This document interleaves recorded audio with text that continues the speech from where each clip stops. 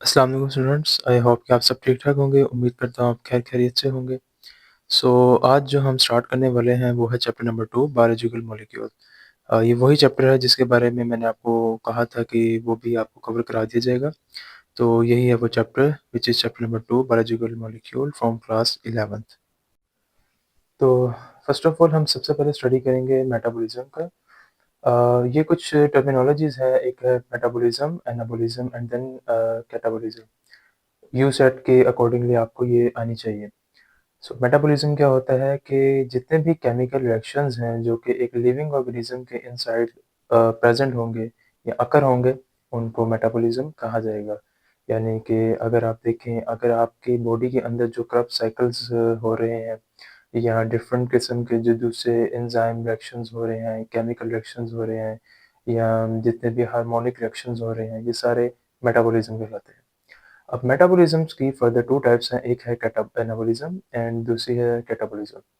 अब एनाबॉलिज़्म्स क्या होता है? तो एनाबॉलिज़्म वो टाइप है जिसमें स्मॉलर यूनिट जो है वो कंबाइन होंगे और कंबाइन होने के बाद लार्जर वन बनाएँगे, यानी कि लार्जर यूनिट बनेगा। इसकी एक एग्ज़ाम्पल अगर मैं कोट करना चाहूँ तो वो यूँ होगी कि जिस तरीके से आप देखेंगे कि कैसे अमीनो एसिड्स जो हैं वो कंबाइन होकर एक प्रोटीन को स्ट्रक्चर फ़ॉर्म करती हैं और एक प्रोटीन बनाती हैं। ये एनाबॉलिज़्म की एग्ज़ाम्पल है। इस किस्म के रिएक्शंस में एनर्जी जो है वो यूज़्ड होगी, क्योंकि आपको पता है कि स्मॉल मॉलिक्यूल्स जो हैं उनको जोड़ा जा रहा है, उनको ट्रांसपोर्ट किया जा रहा है, इसी वज़ह से एनर्जी रिक्वायर होगी। Second one is catabolism. Catabolism जो है वो एनाबॉलिज़्म का रिवर्स है। कैटाबॉलिज़्म जो है वो मेटाबॉलिज़्म की वो टाइप है जिसमें लार्जेस्ट कंपाउंड जो है वो ब्रेक डाउन होते हैं और स्मॉलर वन में कन्वर्ट किए जाते हैं। और इस जो प्रोसेस है इसमें एनर्जी जो है वो रिलीज़ होती है। अब कैटाबॉलिज़्म की जो टाइप्स हैं वो बहुत सी ज़्यादा हैं। कैटाबॉलिज़्म की जो टाइप हैं उनमें आप देख लीजिएगा कि कैसे डीएनए जो है उसकी अनकॉइलिंग होती है। अनकॉइलिंग होने के बाद उसका सिंगल स्ट्रैंड में कन्वर्ट हो जाना और देन उसके बाद अगेन जो है वो एक न्यू स्ट्रैंड बनाना और उन न्यू स्ट्रैंड का आगे से फर्दर जो है वो अपने कॉम्प्लीमेंट्री स्ट्रैंड्स बनाकर एक प्रोसेस पूरा स्टार्ट करना। ये कैटाबॉलिज़्म की एग्ज़ाम्पल है, यानी कि डीएनए का जो स्ट्रैंड है उसका सिंगल स्ट्रैंड में कन्वर्ट हो जाना, जिसमें एक लार्जर यूनिट जो है वो स्मॉलर वन में कन्वर्ट हो रहा है। अब हम देखेंगे इम्पोर्टेंस ऑफ वाटर। कुछ-कुछ टॉपिक्स आप देखेंगे जो हमने ना स्किप करवाते जा रहे हैं, क्योंकि वो आपको करने की ज़रूरत नहीं है और टू बी ऑनेस्ट अगर मैं आपको सही बात बताऊँ तो वो आपका वेस्टेज ऑफ टाइम होगा।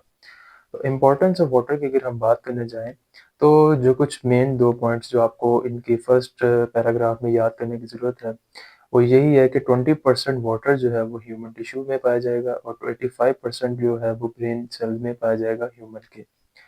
20% वाटर जो है वो एक ह्यूमन टिश्यू में पाया जाएगा और 85% वाटर जो है वो ब्रेन सेल्स में प्रेज़ेंट होता है। अब प्रॉपर्टीज़ को कंसीडर कर लेते हैं जिसकी बेसिस पे हम ये बताएँगे कि वाटर जो है वो क्यों इम्पोर्टेंट है, इम्पोर्टेंस क्यों रखता है। Number 1 is solvent. आप देखेंगे कि वाटर में ऑलमोस्ट जितने भी कंपाउंड हैं वो सारे ईज़िली डिसॉल्व हो जाते हैं।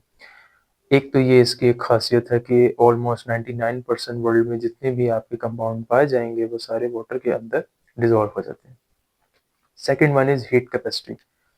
हीट कैपेसिटी को आप इस तरीके से डिफाइन करेंगे कि number of calories required to raise the temperature of 1 gram water from 15 to 16 degree Celsius is 1.0।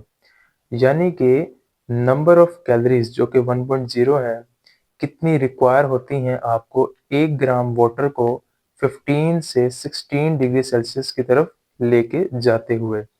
Of course चूँकि वाटर जो है इनके अंदर काफ़ी स्ट्रॉन्ग बॉन्ड होता है तो उसको ब्रेक करना काफ़ी ज़्यादा मुश्किल होता है।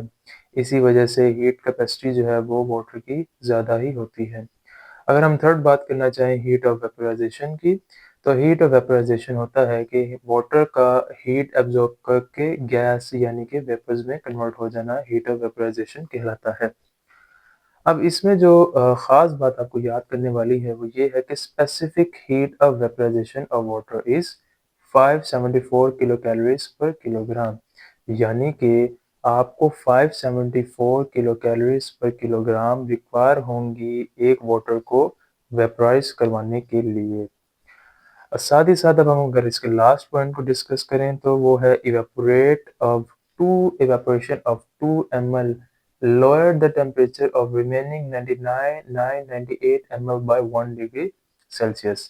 अब इस चीज़ को मैं थोड़ा सा इलेबोरेट करना चाहूँगा। देखिए यहाँ पे इस चीज़ को डिस्कस किया गया है कि अगर आपके पास पूरा 1000 ml वाटर है और उनमें से अगर सिर्फ 2 ml वाटर जो है वो इवेपोरेट किया गया है, तो ये कहा जाता है, बल्कि ऐसा पॉसिबल है कि जो रिमेनिंग 998 ml वाटर आपके पास बच जाएगा, वो 1 डिग्री जो सेल्सियस है वो ड्रॉप कर जाएगा। इसकी एग्जांपल ले लेते हैं। फर्ज़ कर लीजिए आपके पास 1000 ml वाटर है और उसका टेम्परेचर जो है वो 80 डिग्री सेल्सियस है, ठीक है? अगर उसमें से 2 ml वाटर को आप इवेपोरेट करवा देते हैं, तो 80 डिग्री सेल्सियस था पहले टेम्परेचर को, ये ज़रा याद रखिएगा। तो बाकी जो 2 ml को इवेपोरेट करवाने के बाद जो 998 ml होगा, वो वाटर का 1 डिग्री सेल्सियस डिक्रीज़ कर जाएगा। यानी कि पहले जो 80 डिग्री सेल्सियस था, अब इस बाकी बकाया बचने वाले 998 ml वाटर का जो टेम्परेचर है टोटल वो 79 डिग्री सेल्सियस हो जाएगा। अब हम बात करेंगे आयनाइजेशन ऑफ वाटर की। ये प्रॉपर्टी है वाटर की, फोर्थ प्रॉपर्टी है। देखिए इसको समझने के लिए बस ये सिंपल सी बात है कि आयनाइजेशन का मतलब क्या है कि H2O को आयनाइज अगर किया जाएगा, अगर इसके आयंस बनाए जाएं तो ये H positive and OH negative के आयंस देगा। मीन्स कि ये रिवर्सिबल रिएक्शन है, यानी कि ये H2O अगर रिएक्टेंट है और H plus and plus OH negative जो कि प्रोडक्ट बनता है, ये दोबारा कंबाइन होके H2O भी बना सकते हैं, इसीलिए इसको रिवर्सिबल प्रोडक्ट कहा गया है, रिवर्सिबल है ये। 25 डिग्री सेल्सियस पे कंसंट्रेशन जो है H plus and OH negative ions की प्योर वाटर में 8 in 10 into 10 raise to power minus 7 mole per litre होगी। अब बात करते हैं इसकी फिफ्थ प्रॉपर्टी की, विच इज़ प्रोटेक्शन। तो वाटर जो है आपको फ्रिक्शन के अगेंस्ट प्रोटेक्ट करेगा। इसकी एग्जांपल जो आपकी बुक में बहुत अच्छी कोट की गई है, वो यही है कि आपकी जो आईलिड्स हैं, आपकी जो पलकें हैं और आपकी जो आँखें हैं, इन दोनों के दरमियान आप देखेंगे कि वाटर की एक लेयर प्रेज़ेंट होगी, ताकि जब आप अपनी पलकों को झपकाएँ, जब आप अपनी आईलिड्स को क्लोज़ करें, तो आपको किसी किस्म की रगड़ का सामना ना करना पड़े। वो किसकी मदद से है? वो वाटर की मदद से है। नाउ हमारा सेकंड टॉपिक जो है वो है कार्बोहाइड्रेट्स। कार्बोहाइड्रेट्स आप देखेंगे जो कि ऑर्गेनिजम्स में पाए जाएंगे, हर किस्म के ऑर्गेनिज्म में आपको कार्बोहाइड्रेट्स नजर आएंगे। कार्बोहाइड्रेट जो है मेन सोर्स ऑफ एनर्जी है, ये एक इम्पोर्टेंट एमसीक्यूज भी है। तो कार्बोहाइड्रेट्स का जो जनरल फार्मूला है वो है CxH2O। ग्रीन प्लांट्स के जो है सोर्स हैं इनके, यानी कि ग्रीन प्लांट्स में से आप कार्बोहाइड्रेट्स को हासिल कर सकते हैं। इवन कि यहाँ पे ये पॉइंट भी डिस्कस किया गया है कि कार्बोहाइड्रेट्स जो हैं वो प्राइमरी प्रोडक्ट होते हैं फोटोसिंथेसिस का, यानी कि फोटोसिंथेसिस अभी कंप्लीट नहीं हुआ होता कि इवन कि आप पहले ही कार्बोहाइड्रेट्स हासिल कर सकते हैं। अब क्लासिफिकेशन की बात करें तो क्लासिफिकेशन में सबसे पहले आ जाएंगे मोनोसेक्राइड, ओलिगोसेक्राइड एंड पॉलीसेक्राइड। वो बातें हम आपके साथ डिटेल में डिस्कस करते जाएंगे, लेकिन सबसे पहले क्लासिफिकेशन को स्टडी कर लेते हैं।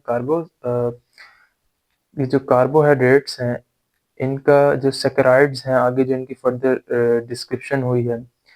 सैकराइड्स का वर्ड जो है वो ग्रीक वर्ड से निकला गया है, जिसका मतलब होता है शुगर। अब इसी तरह इनकी जो पहली टाइप है वो है मोनोसेक्राइड। मोनोसेक्राइड जो है वो सिंपल शुगर है, स्वीट इन टेस्ट है, मीठा टेस्ट है इनका, और सोल्यूबल इन वाटर, पानी में हल किए जा सकते हैं।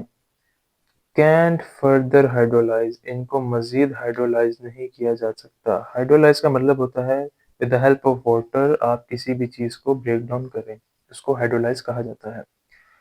अब चूंकि मोनोसेक्राइड जो है वो कार्बोहाइड्रेट्स का सिंपलेस्ट फॉर्म है, इसी वजह से इनको फर्दर आप हाइड्रोलाइज नहीं कर सकते।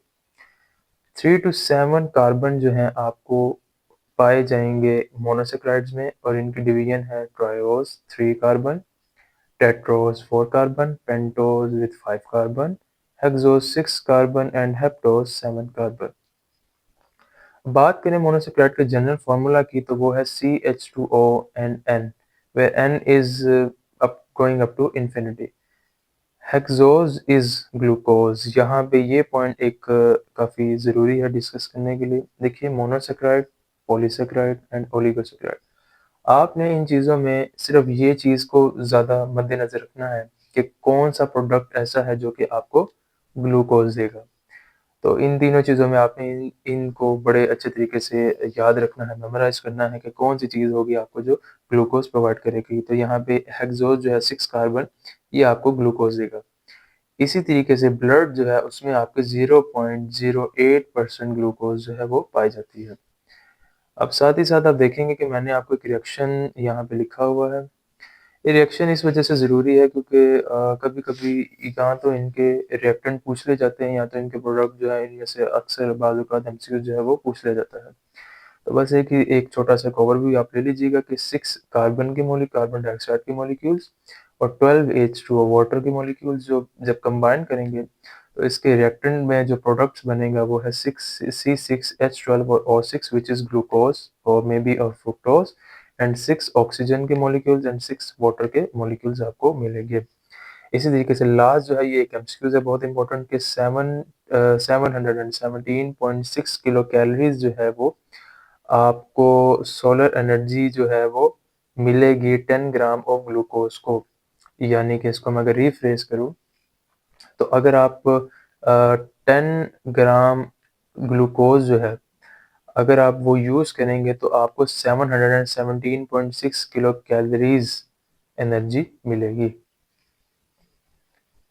इसी तरीके से लास्ट है हमारा ओलिगोसैकेराइड्स। ओलिगोसैकेराइड्स जो हैं वो लेस स्वीट इन टेस्ट है, यानी कि ये ज़्यादा मीठे नहीं होते, इनकी मिठास ज़रा कम होती है। लीजिए अब हम ओलिगोसैकेराइड्स का दूसरा पॉइंट डिस्कस करेंगे जो कि है लेस सॉल्युबल इन वाटर, यानी कि ये पानी में कुछ अच्छे तरीके से घुलते नहीं हैं। अगर इनको ब्रेक डाउन किया जाए with the help of water तो ये आपको 2 टू 10 मोनोसैकेराइड्स देंगे। इनमें जो सुक्रोज़ है वो आपको यील्ड देगा, यानी कि अपना एंड प्रोडक्ट देगा ग्लूकोज एंड फ्रुक्टोज की फॉर्म में। मोनोसैकेराइड में हेक्सोज जो थे वो ग्लूकोज देंगे और इसी तरह यहाँ पे जो सुक्रोज है वो आपको ग्लूकोज भी देंगे और फ्रुक्टोज भी देंगे, जिनका फॉर्मूला है C6H12 एंड O6। अब थर्डली एंड लास्टली हम बात करेंगे पॉलीसैकेराइड्स की। पॉलीसैकेराइड जो है ब्रांच्ड होते हैं और टेस्टलेस होते हैं। इनके दरमियान मौजूद पाए जाने वाले जो मोनोसैकेराइड्स हैं वो जिस तरीके से बॉन्ड बनाते हैं उनको ग्लाइकोसिडिक बॉन्ड कहा जाता है। एंड यहाँ पे लिखा गया है sparingly soluble in water. Sparingly का मतलब होता है बिल्कुल कम या बहुत ही थोड़ा, ये बहुत ही कम जो है ना वाटर में सोल्यूबल होते हैं। पॉलीसैकेराइड्स की फर्दर अगर टाइप्स हैं जिसमें नंबर 1 आ जाती है आपकी स्टार्च। स्टार्च का अगर हाइड्रोलिसिस किया जाए तो ये आपको डायरेक्ट ही ग्लूकोज दे देगी और इसकी आगे फर्दर 2 टाइप्स हैं, एक है amylose and second one is amylopectin. Amylose starch जो है ये अनब्रांच्ड होती है एंड ये सोल्यूबल होती है हॉट वाटर में। इसी तरीके से अमाइलोपेक्टिन जो है ये होती है ब्रांच्ड और ये इनसोल्यूबल होती है हॉट एंड कोल्ड वाटर में, यानी कि कोई भी अगर आपके पास हो, चाहे हॉट वाटर हो या चाहे कोल्ड वाटर हो, ये इनसोल्यूबल होती है अमाइलोपेक्टिन। साथ ही साथ अगर हम इनके बात करें कलर की तो ये जब रिएक्ट करेंगे आयोडीन के साथ तो ये आपको देंगे ब्लू कलर। अगर आप स्टार्च को आयोडीन के साथ रिएक्ट करवाएंगे तो फिर आपको जो कलर मिलेगा, जो आपको रिएक्शन मिलेगा वो है ब्लू कलर। इसी तरीके से पॉलीसैकेराइड्स की जो सेकंड टाइप है वो है ग्लाइकोजन। ग्लाइकोजन को एनिमल स्टार्च के तौर पर भी नाम दिया जाता है, यानी कि ये डायरेक्ट जो है वो आपको ग्लूकोज देगी और इसी तरीके से इनको आप देखेंगे कि ये मोस्टली लिवर में या मसल में फाइंड आउट होती है, पाई जाएंगी वहाँ। और जो इसी तरीके से जो पॉलीसैकेराइड्स की लास्ट टाइप है वो है सेलुलोज। सेलुलोज जो है वो अबंडेंट इन नेचर है, यानी कि ये वो वाहिद ऐसे कार्बोहाइड्रेट्स हैं जो कि ज़्यादातर नेचुरली पाए जाएंगे। इनकी बेस्ट एग्जांपल जो है वो है कॉटन। कॉटन की जो प्योर फॉर्म ऑफ कॉटन है वो सेलुलोज़ की एक एग्ज़ाम्पल है। यानी कि आप सेलुलोज़ ही देख रहे हैं। ये हाईली इंसोल्यूबल होते हैं वाटर में और इनकी हाइड्रोलिसिस किया जाए तो ये आपको ग्लूकोज़ देंगे और ये ह्यूमन बॉडी में डाइजेस्टिबल नहीं होते। इसी तरीके से सेलुलेज़ एंजाइम जो है वो कुछ बैक्टीरियाज़ के अंदर पाया जाता है सेलुलेज़ एंजाइम। तो सेलुलेज़ एंजाइम रिक्वायर होता है इनकी डाइजेशन के लिए। अगर आप इनको आयोडीन के साथ रिएक्ट करते हैं तो ये कोई कलर आपको शो नहीं करवाएँगे। सो स्टूडेंट अब हम बात करेंगे लिपिड्स की। तो लिपिड्स जो है वो हेटेरोजेनियस ग्रुप ऑफ कंपाउंड जो है ये मिलते हैं जो कि फैटी एसिड से रिलेटेड होते हैं और लिपिड्स को बनाते हैं। हेटेरोजेनियस से मुराद मुख्तलिफ किस्म के डिफरेंट कंपाउंड जो है वो आपस में मिलते हैं। ये इनसॉल्युबल होते हैं वाटर में और साथ ही साथ इन अगर इन आप इनको सॉल्युबल बनाना चाहते हैं या इनको सॉल्युबल करना चाहते हैं तो इसके लिए एक रिक्वायरमेंट है कि आप इनको ऑर्गेनिक सॉल्वेंट दें। ऑर्गेनिक सॉल्वेंट प्रोवाइड करने पर ये सॉल्युबल हो जाएंगे यानी कि उसमें घुल जाएंगे। ऑर्गेनिक सॉल्वेंट की जो एक दो एग्जांपल्स हैं उनमें आ जाते हैं अल्कोहल और साथ ही साथ आ जाएंगी क्लोरोफॉर्म एक्सेट्रा। लिपिड्स की जो एक बहुत ही अच्छी खासियत है कि ये double the edge compare to other categories ये जो है डबल एनर्जी जो है वो स्टोर करती है और इसके पीछे की रीज़न ये है कि इनके पास जो है सी एच बॉन्ड जो है उनकी रेशियो ज़्यादा होती है क्योंकि most of the time organisms में जो सी एच बॉन्ड है वही एनर्जी प्रोवाइड करता है और साथ ही साथ इनमें लो ऑक्सीजन होती है। यानी कि अगर इनमें ऑक्सीजन लो है तो इनको एटीपी लेस रिक्वायर होंगे, जब एटीपी इनको लेस रिक्वायर होंगे तो ये ज़्यादा से ज़्यादा एटीपी प्रोड्यूस कर सकेंगे। इसी तरीके से एक इनकी बेस्ट प्रॉपर्टी है कि ये इंसुलेशन प्रोवाइड करेंगे यानी कि ना तो हीट को अंदर से बाहर जाने देंगे और ना ही अंदर से कोल्ड को बाहर से अंदर की तरफ आने देंगे और इसी के साथ साथ ये वाटर प्रूफ है। आप लोगों को एक इजाफी बात बताता चलूँ कि आप लोग देखेंगे परिंदों को कभी ऑब्जर्व करें कि वो अपनी चोंच को अपनी टेल वाली साइड्स पे लगाएंगे और उसके बाद अपनी बॉडी पे रब करेंगे। The fact behind this mechanism is that के जो बर्ड्स होते हैं उनकी टेल साइड्स पे लिपिड्स के ग्लैंड होते हैं, ऑयल के ग्लैंड्स होते हैं, फैटी एसिड्स के ग्लैंड होते हैं और जब ये अपने चोंच को अपनी टेल साइड पे जो है वो रब करते हैं तो इनकी जो चोंच है उसके ऊपर वो फैटी एसिड वो लिपिड्स जो है वो लग जाते हैं जिसको वो अपनी बॉडी पे मल लेते हैं। इससे क्या होता है कि उनको जो है सर्दी के मौसम में जो है वो गर्मी मिलती है और ये हार्श कंडीशन में हार्श एनवायरनमेंट में सर्वाइव कर पाते हैं। लिपिड्स की जो दूसरी टाइप है वो असाइल ग्लिसरॉल है। असाइल ग्लिसरॉल तब बनते हैं जब ग्लिसरॉल और फैटी एसिड आपस में कंबाइन हों। अनसैचुरेटेड फैटी एसिड से मुराद वो फैटी एसिड्स हैं जो कि ब्रांच्ड हों। ये चूँकि ब्रांच्ड होते हैं फैटी एसिड इसी वजह से ये देखेंगे आप ये लिक्विड होते हैं रूम टेम्परेचर में। इसी तरीके से जो सैचुरेटेड फैटी एसिड होते हैं वो स्ट्रेट होते हैं और स्ट्रेट सैचुरेटेड फैटी एसिड होने की वजह से ये सॉलिड होते हैं रूम टेम्परेचर पे। बाज़ बैक्टीरियाज़ ऐसे होते हैं कि जिनकी जो सेल वॉल है वो अनसैचुरेटेड फैटी एसिड से बनी हुई होती है और अनसैचुरेटेड फैटी एसिड होने की वजह से ये काफ़ी ज़्यादा जो है टेम्परेचर जो है वो टॉलरेट कर पाते हैं।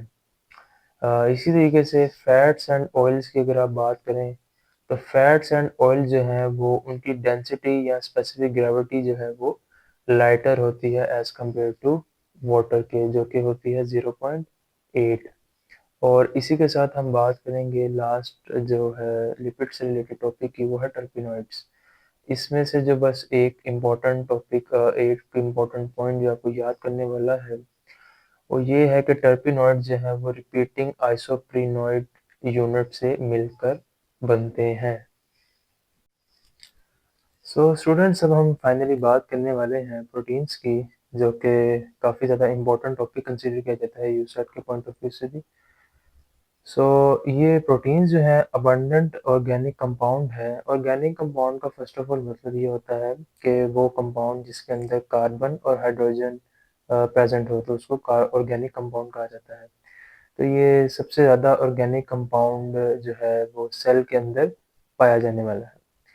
इवन के जो अ, आपके जो सेल का जो मास है, ड्राई मास है, उस ड्राई हिस्से का 50% जो है उस ड्राई मास का 50% जो हिस्सा है वो प्रोटीन है।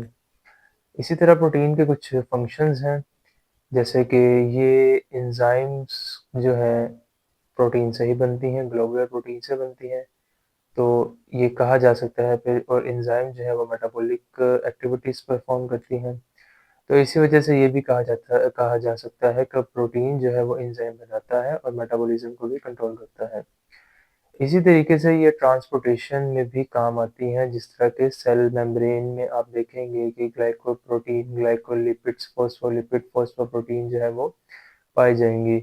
और उनका मकसद क्या होगा कि वो जितने भी अपने पसंदीदा मॉलिक्यूल्स होते हैं, यानी कि पसंदीदा मुराद यहाँ पे जो उनको ज़रूरत होती है, जैसे कार्बन, हाइड्रोजन, ऑक्सीजन, ये तो खैर स्मॉल मॉलिक्यूल्स है जो कि मूव कर जाते हैं खुद ब खुद, इनको किसी पास पैसेज की ज़रूरत नहीं पड़ती।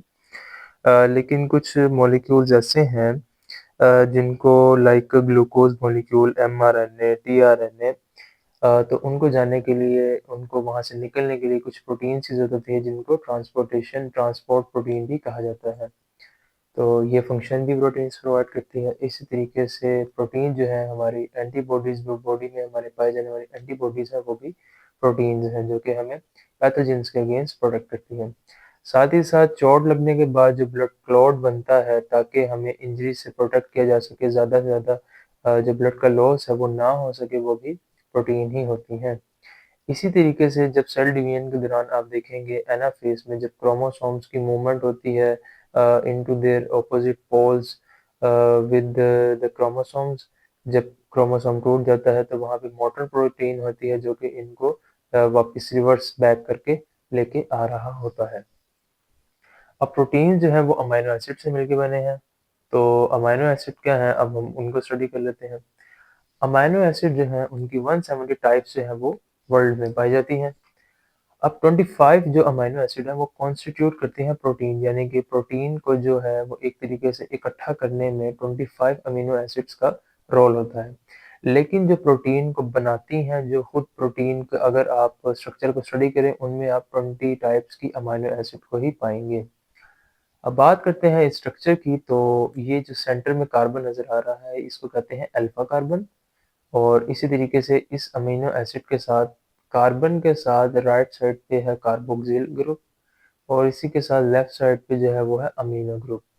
इसके ऊपर जो आर है, वो आर किसी भी किस्म के कंपाउंड की प्रेजेंस के लिए लगाया गया है, यानी कि यहाँ पे कोई भी नया कंपाउंड अटैच होगा और इस पूरे अमीनो एसिड को एक नया नाम दे देगा। और नीचे की तरफ देखेंगे तो आप इसके साथ एक हाइड्रोजन अटैच हुआ है। अब होता कुछ यूँ है कि ये अमीनो एसिड जो है वो एक दूसरे के साथ पेप्टाइड बॉन्ड, ये जो लिखा हुआ है यहाँ पे, पेप्टाइड बॉन्ड के साथ अटैच होते हैं। अब पेप्टाइड बॉन्ड क्या होता है कि ये देखिए, ये जो ऑक्सीजन कार्बोक्सिल ग्रुप का जो OH है, ये जो फर्दर इसके साथ आने वाला जो अमीनो एसिड होगा, ज़ाहिर है उसकी बैक साइड जो है वो इसको लग रही होगी। तो यहाँ से OH रिमूव होगा और यहाँ से एक H रिमूव होगा, यानी कि H2O जो है वो इनके रिजल्ट में बॉन्ड में रिमूव होगा, और इनका कार्बन और ये यहाँ से N जो है वो उनके साथ रिएक्ट कर लेगा, बॉन्ड बना लेगा, जिसको CN लिंकेज भी कहा जाता है, जो कि पेप्टाइड बॉन्ड की एक फॉर्म है। इसी तरह अगर हम बात करें स्ट्रक्चर ऑफ प्रोटीन की, तो एफ सेंगर जो थे वो फर्स्ट साइंटिस्ट थे जिन्होंने फर्स्ट सबसे पहले डिटरमाइन किया था, जाना था, पहचाना था सीक्वेंस ऑफ अमीनो एसिड को प्रोटीन्स में, कि प्रोटीन्स जो है वो अमीनो एसिड के सीक्वेंस से मिलकर बनी हुई होती है। प्राइमरी स्ट्रक्चर जो है इस पे ज़्यादातर अरेंजमेंट और नंबर ऑफ अमीनो एसिड्स कितने ज़्यादा अटैच हैं, इन पर ही ज़्यादातर फोकस किया जाता है। और प्राइमरी स्ट्रक्चर जो है अभी ये नॉन फंक्शनल है, ये फंक्शनल प्रोटीन नहीं है। जैसे कि इंसुलिन, इंसुलिन में 51 अमीनो एसिड हैं, ये इंसुलिन प्राइमरी स्ट्रक्चर के टाइप नहीं है, ये number of arrangement amino acids की अरेंजमेंट के तौर पर एग्जांपल के तौर पर दी गई है कि इंसुलिन में 51 अमीनो एसिड्स हैं और ये जो 51 अमीनो एसिड है इंसुलिन के, वो दो ब्रांचेस में, दो कैटेगरी में डिवाइड है। नंबर 1 है अल्फा और नंबर 2 है बीटा चेन। अल्फा चेन में 21 अमीनो एसिड्स हैं और बीटा चेन में 30 अमीनो एसिड्स हैं। सो इसी तरह जो दूसरी एग्जांपल है वो है हीमोग्लोबिन की। सो हीमोग्लोबिन जो है इनमें 4 चेन्स पाई जाएंगी। 2 चेन्स जो हैं वो अल्फा चेन्स हैं और 2 चेन्स जो हैं वो बीटा चेन्स हैं। हर अल्फा और बीटा चेन में अल्फा चेन में 141 अमीनो एसिड्स होंगे और बीटा चेन में 146 अमीनो एसिड पाए जाएंगे। इसी तरीके से ये बेसिकली नंबर और सीक्वेंस के तौर पर जो है इंसुलिन और हीमोग्लोबिन की बात की गई है। इसमें 10,000 प्रोटीन्स जो है वो एक ह्यूमन में पाई जाएंगी और पाई जाती हैं, और ये जो 10,000 प्रोटीन्स हैं ये डिफरेंट इनका जो है अमीनो एसिड का सीक्वेंस और इनकी अरेंजमेंट होगी। जिस तरीके से अब हम बात करेंगे सेकेंडरी, सॉरी ये लास्ट पॉइंट रह गया। इसी तरीके से सिकल सेल अनीमिया जो है वो एक बीमारी होती है। सिकल सेल अनीमिया क्या होता है कि एक प्रोटीन है जिसके अंदर 574 अमीनो एसिड होते हैं। अब 574 अमीनो एसिड्स में एक इनकी डिवीजन होती है फर्दर अल्फा में भी, फिर बीटा चेन में भी। तो बीटा चेन की जो दूसरी ब्रांच है उनके अंदर एक अमीनो एसिड जो होता है वो नहीं लग पाता, बल्कि उसकी जगह कोई और अमीनो एसिड डिस्प्लेस हो जाता है, जिसके रिजल्ट में ये होता है कि अमीनो एसिड यानी कि जो अपना फंक्शन वहाँ पे परफॉर्म करने वाला था वो परफॉर्म नहीं कर पाता, जिसकी वजह से एक सिकल सेल अनीमिया जो है वो कोज होता है। वो प्रोटीन जिसके अंदर 574 अमीनो एसिड थे उसका नाम है हीमोग्लोबिन। हीमोग्लोबिन का काम होता है कि ये हमारे रेड ब्लड सेल्स में पाई जाती है और हमारे ब्लड में ऑक्सीजन प्रोवाइड करती है। अब चूंकि एक अमीनो एसिड जो है वो यहाँ पे नहीं होता, इसी वजह से ये हीमोग्लोबिन अपना स्पेसिफिक फंक्शंस परफॉर्म नहीं कर पाता और सिकल सेल अनीमिया कॉज करता है। इसी तरीके से सेकेंडरी स्ट्रक्चर की बात करें तो सेकेंडरी स्ट्रक्चर में क्या होता है कि ये नंबर और सीक्वेंस जो है वो कॉइल्ड हो जाते हैं और हेलिक्स की फॉर्म में रहते हैं। ये इलस्ट्रेशन के लिए एग्जांपल यहाँ की डायग्राम बनाई है कि ये आपस में कॉइल हो रहे हैं और एक हेलिक्स की फॉर्मेशन बना रहे हैं। इनके अंदर एक यूनिक ज्योमेट्रिक पैटर्न देखा जाता है कि इस तरीके से कि अल्फा हेलिक्स का जो ईच टर्न है, यानी कि ये देखिएगा ये जो टर्न जा रहा है यहाँ से, तो इसके टर्न के अंदर 3.6 अमीनो एसिड्स पाए जाएंगे। सेकेंडरी स्ट्रक्चर जो है इसके अंदर जो प्रोटीन्स हैं वो सिर्फ मतलब कि जो अमीनो एसिड्स हैं वो हाइड्रोजन बॉन्ड के साथ लिंक्ड हुए होंगे, और अगर इस अल्फा हेलिक्स को बीटा प्लेटेड स्ट्रक्चर में कन्वर्ट होना होगा तो ये अपने हेलिक्स को मजीद फोल्डेड बैक कर देगी, यानी कि फिर से अपने आप को फोल्ड कर लेगी। जो स्ट्रक्चर की बात करें थर्ड स्ट्रक्चर की, वो है टर्शियरी स्ट्रक्चर। टर्शियरी स्ट्रक्चर में क्या होता है कि पॉलीपेप्टाइड चेन जो है वो फोल्ड हो जाता है itself into a globular shape. जिस तरह की आप देख सकते हैं कि ये यहाँ से आ रही है और एकदम ग्लोबुलर शेप में कन्वर्ट हो रही है। इसी तरीके से टर्शियरी स्ट्रक्चर की बात की जाए तो इनमें ionic hydrogen bond disulphide bond जो है वो पाए जाते हैं। Ionic hydrogen bond disulphide bond जो है वो टर्शियरी स्ट्रक्चर में पाए जाते हैं। इसी तरीके से क्वाटरनरी स्ट्रक्चर जो है इसके अंदर हाइड्रोफोबिक इंट्रैक्शंस होती हैं, यानी कि हाइड्रोफोबिक से मुराद ये पानी से दूर रहने वाले हैं, हाइड्रोफिलिक से मुराद वाटर लविंग, और हाइड्रोफोबिक वाटर हेट, यानी कि जो पानी से दूर रहते हैं। इसी तरीके से पानी से दूर रहने की वजह से हाइड्रोफोबिक इंट्रैक्शन होती है और हाइड्रोजन बॉन्ड भी पाया जाता है इनमें, और आयनिक बॉन्ड भी क्वाटरनरी स्ट्रक्चर में पाया जाएगा। इसकी बेस्ट एग्जांपल जो अभी डिस्कस की वो है हीमोग्लोबिन, जो कि एक ऑक्सीजन कैरिंग प्रोटीन है, और अगर इनमें एक अमीनो एसिड फेल हो जाए तो वो सिकल सेल एनीमिया कॉज करेगा। इसी तरीके से क्लासिफिकेशन जो है वो प्रोटीन्स की वो दो तरीके से है, एक है फाइब्रस प्रोटीन और एक है ग्लोबुलर प्रोटीन। फाइब्रस प्रोटीन जो है उनकी कुछ प्रॉपर्टी है वो देखते हैं हम। फाइब्रस प्रोटीन जो है वो इस तरीके से बनती है जब one and more polypeptide chain जो है वो फाइब्रिल की फॉर्म में प्रेजेंट होती हैं, यानी कि फाइब्रिल से मुराद यहाँ पे धागे नुमा। इसी तरीके से सेकेंडरी स्ट्रक्चर जो है वो बहुत ही इंपॉर्टेंट होता है फाइब्रस प्रोटीन में, यानी कि अगर किसी प्रोटीन ने फाइब्रस प्रोटीन बनना है तो उसके लिए ये एक तरह की कह लें कंडीशन है कि उसको सेकेंडरी स्ट्रक्चर जो है वो अटेन करना पड़ेगा। फाइब्रस प्रोटीन जो है वो इनसोल्यूबल होती है एक्वस मीडियम में, और ये इलास्टिक तो होती है लेकिन इनको आप क्रिस्टलाइज नहीं कर सकते, ये नॉन क्रिस्टल होती है नेचर में। और फाइब्रस प्रोटीन जो है वो स्ट्रक्चरल रोल जो है वो परफॉर्म करती है, जिसकी एग्जांपल में है सिल्क फाइबर और मायोसिन जो कि आपके मसल में पाया जाता है, और इसी तरीके से केराटिन, केराटिन जो कि आपके बालों में, आपके हेयर्स में, आपके नेल्स में पाया जाएगा। अब हम बात करेंगे ग्लोबुलर प्रोटीन की। पहले हमने बात की थी फाइब्रस प्रोटीन की। तो ग्लोबुलर प्रोटीन तब बनता है जब बहुत ज़्यादा फोल्डिंग्स होती हैं प्रोटीन की, और उसके रिजल्ट में एक स्फेरिकल स्ट्रक्चर जो है वो आपको बनता हुआ नज़र आता है, तो वो ग्लोबुलर प्रोटीन होती है।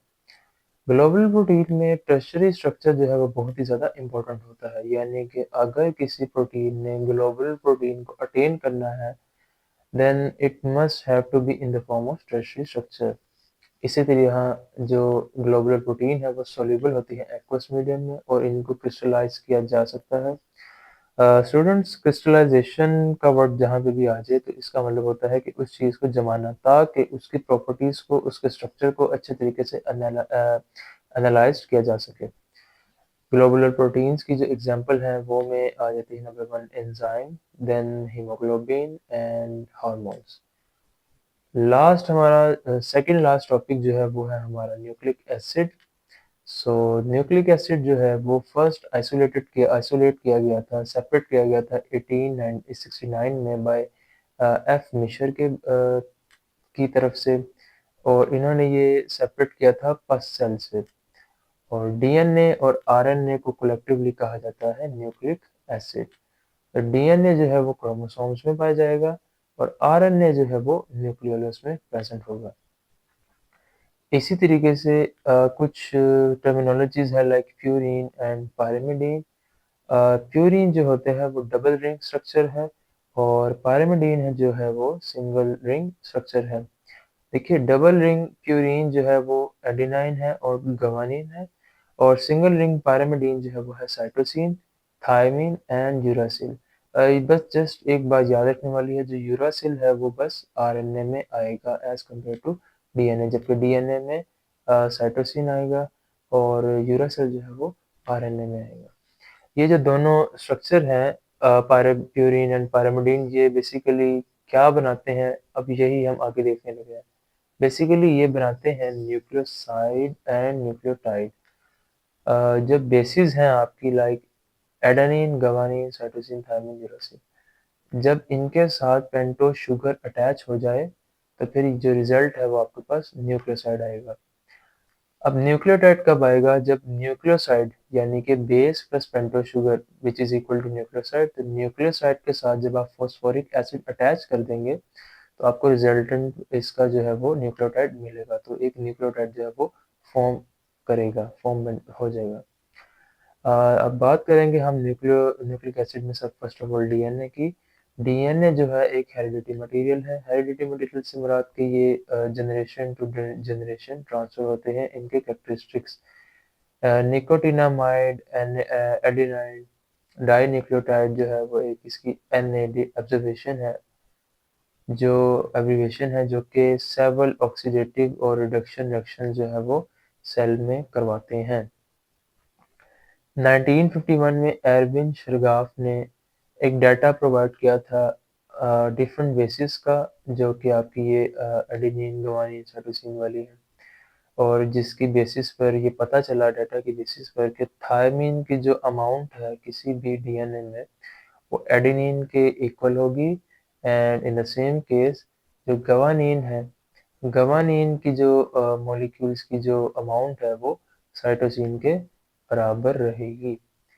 इसी तरह म्यूरिस, विल्किन एंड फ्रैंकलिन ये 2 साइंटिस्ट थे जिन्होंने एक्स-रे को यूज़ किया था ताकि वो डिफ्रैक्शन की मदद से डीएनए के जो स्ट्रक्चर हैं उनको डिटरमाइन कर सकें, उनको स्टडी कर सकें, उनको पहचान सकें।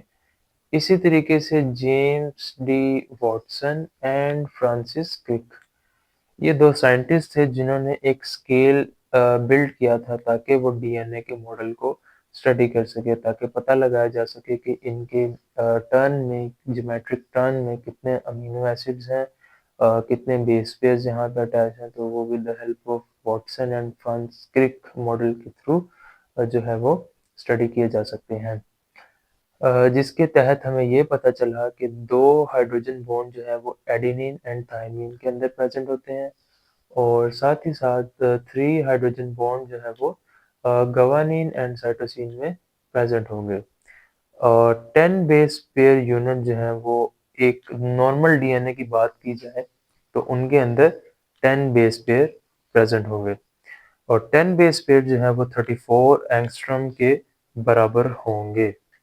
एंगस्ट्रॉम जो है वो एक यूनिट है जो कि 100 मिलीमीटर का हिस्सा होता है। तो 10 base pair is equal to 34 angstrom. Students, अब जो हम स्टडी करेंगे वो है आरएनए। आरएनए क्या है कि सिंगल स्ट्रैंडेड एक स्ट्रक्चर है जो कि इटसेल्फ जो है वो फोल्ड बैक हो जाता है, यानी कि खुद से ही फोल्ड बैक हो जाता है। जो लास्ट टाइम मैंने बात की थी वो वहीं यहीं पे रिपीट की जा रही है कि एडेनिन की जगह जो है वो यूरासिल अटैच किया जाएगा आरएनए में। ट्रांसक्रिप्शन में डीएनए वो वाहिद ऐसा एक कह लीजिए एक सोर्स है जिसके थ्रू आरएनए बनाया जाएगा। ट्रांसक्रिप्शन में डीएनए से आरएनए बनाया जाता है जो कि फर्दर ट्रांसलेशन में हेल्पफुल होता है। आरएनए की टाइप्स की बात की जाए तो आरएनए की 3 टाइप्स होती हैं, एमआरएनए, टीआरएनए एंड आरआरएनए। तो सबसे पहले हम स्टडी करते हैं एमआरएनए को। तो एमआरएनए जो है वो मैसेंजर आरएनए भी कहा जाता है, और ये मैसेंजर आरएनए की वर्ड से ही इसकी जो है फंक्शंस का अंडरस्टैंड किया जा सकता है कि ये जेनेटिक मैसेज को न्यूक्लियस से राइबोसोम में ट्रांसफ़र करने का काम करते हैं, और इसी वजह से इनको ट्रांसफ़र करने के लिए कुछ प्रोटीन यूज़ होती हैं जिनको ट्रांसपोर्ट प्रोटीन कहा जाता है, जो कि हमने इसकी फंक्शंस में भी स्टडी किया गया था। इसी तरीके से अगर 1000 अमाइनो एसिड्स प्रिपेयर करने हैं तो उसके लिए 3000 न्यूक्लियोटाइड जो होंगे वो अटैच होंगे, यानी कि एक अमीनो एसिड के लिए 3 न्यूक्लियोटाइड। एमआरएनए की बात की जाए मिकदार में तो 3 टू 4% जो है वो टोटल आरएनए में एमआरएनए जो है टोटल आरएनए में, एक सेल में जो टोटल आरएनए है उसमें 3 टू 4% जो आरएनए होगा वो एमआरएनए होगा। अब हम बात करेंगे ट्रांसफ़र आरएनए की। तो ट्रांसफ़र आरएनए जो है इसमें फर्स्ट पॉइंट ही उसकी प्रेज़ेंस का लिखा हुआ है कि जो टीआरएनए है वो 10 टू 20% जो है वो सेलुलर आरएनए में मौजूद है, यानी कि टोटल सेल में जो जितना भी आरएनए है उसका 10 टू 20% जो हिस्सा है, पार्ट है, वो टीआरएनए होगा। टीआरएनए एक शॉर्ट लेंथ आरएनए भी कंसीडर किया जाता है जिसमें सिर्फ 75 टू 90 न्यूक्लियोटाइड जो है वो अटैच होते हैं। इसी तरीके से ये क्या करते हैं, ये अमीनो एसिड्स को ट्रांसफ़र करते हैं उस साइट पे जहाँ पर प्रोटीन ने सिंथेसिस होना हो। इसी तरीके से 20 जो है टाइप्स पाई जाती हैं टीआरएनए की, चूँकि आपको याद होगा कि 20 ही टाइप्स होती हैं अमाइनो एसिड की। अब चूँकि 20 टाइप्स हैं अमाइनो एसिड्स की, तो 20 किस्म के डिफरेंट ही टीआरएनए पाए जाएँगे। जो थर्ड एंड लास्ट है हमारा आरएनए की टाइप में वो है राइबोसोमल आरएनए, यानी कि आरआरएनए। और ये जो राइबोसोमल आरएनए है ये 80% पाया जाता है टोटल आरएनए का, यानी कि आपके सेल में जितना भी आरएनए है उसका 80% जो आरएनए है वो है राइबोसोमल आरएनए। ये क्या काम करते हैं कि ये मशीनरी साइट होती है प्रोटीन की सिंथेसिस के लिए, और प्रोटीन को जो बनाने का काम होता है वो ये राइबोसोमल आरएनए करती है। लास्ट टॉपिक जो है हमारा एंड फाइनल टॉपिक जो है वो हमारा है कॉन्जुगेटेड मॉलिक्यूल्स।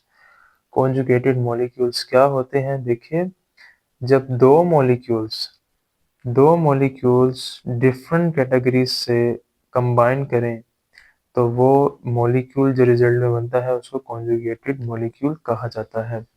इसकी एग्जांपल्स में हैं, जो कि बेस्ट एग्जांपल है वो है glycolipid, glycoprotein, phospholipid and nucleoprotein. अब इसमें ग्लाइको जो है वो ग्लूकोज है और लिपिड जो है वो लिपिड्स हैं।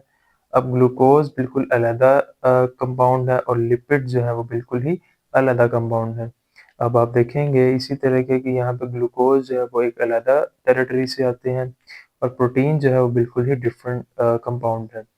तो इसी वजह से ये दोनों डिफरेंट कैटेगरी से बिलोंग करते हैं, जो कि कंबाइन होके एक मॉलिक्यूल बनाते हैं जिसको कॉन्जुगेटेड मॉलिक्यूल कहते हैं। तो ये था आज का चैप्टर नंबर 2, बायोलॉजिकल मॉलिक्यूल्स, हमारे यूसेट की बायोलॉजी के प्रिपरेशन सेशन में। सो आई होप कि आपको वीडियो अच्छी लगी होगी। अगर आपको फिर भी किसी किस्म की कन्फ्यूजन रही हो तो मुझे आप कमेंट्स में ज़रूर बताइएगा। Thank you so much. अल्लाह हाफिज़।